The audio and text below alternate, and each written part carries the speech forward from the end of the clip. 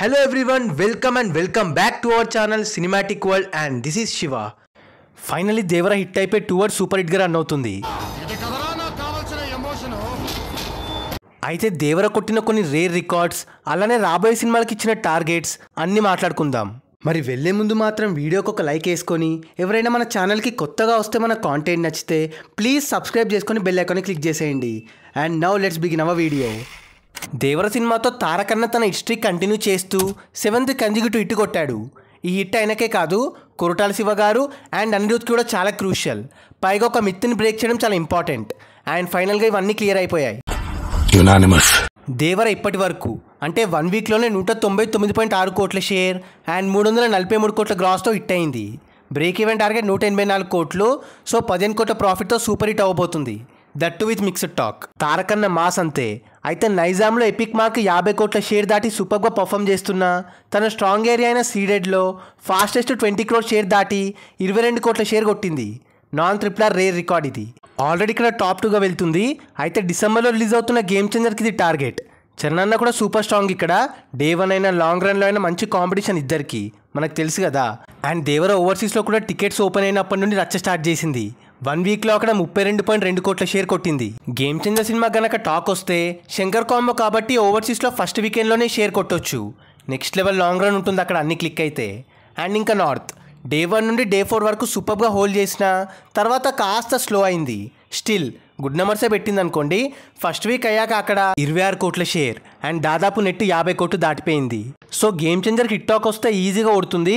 And ఇంకో విషయం, చాలామంది రామ్ చరణ్కి గ్లోబల్ స్టార్ అనే ట్యాగ్ ఎందుకు ఇస్తున్నారని అటు కమెంట్స్లో ఇన్స్టాలో మెసేజెస్ చేస్తున్నారు. RRRతో బాగా ఫేమ్ రావడంతో పెద్ద పెద్ద సెలబ్రిటీస్ పొగడ్డంతో ఇచ్చారు. అండ్ కొందరు ఇలా కూడా అన్నారు, గేమ్ చేంజర్తో 1000 కోట్లు కొట్టకపోతే ఆ ట్యాగ్కి వాల్యూ లేదని.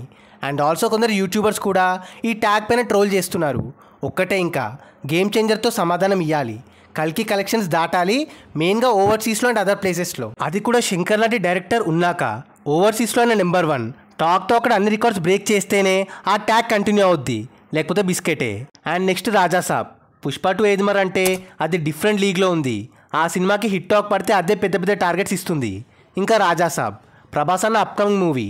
అండ్ ఇది సలార్ అండ్ కల్కి లాగా large scale world building and big budget movie కాదు. మరి ప్రభాస్ అన్న ఎలా కొడతాడో అంత పెద్ద హిట్స్ పడ్డాక అనేది చూడాలి.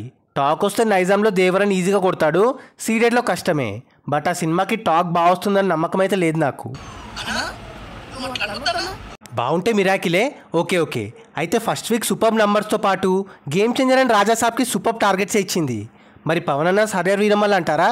అఫ్కోర్స్ ఉన్నాయి.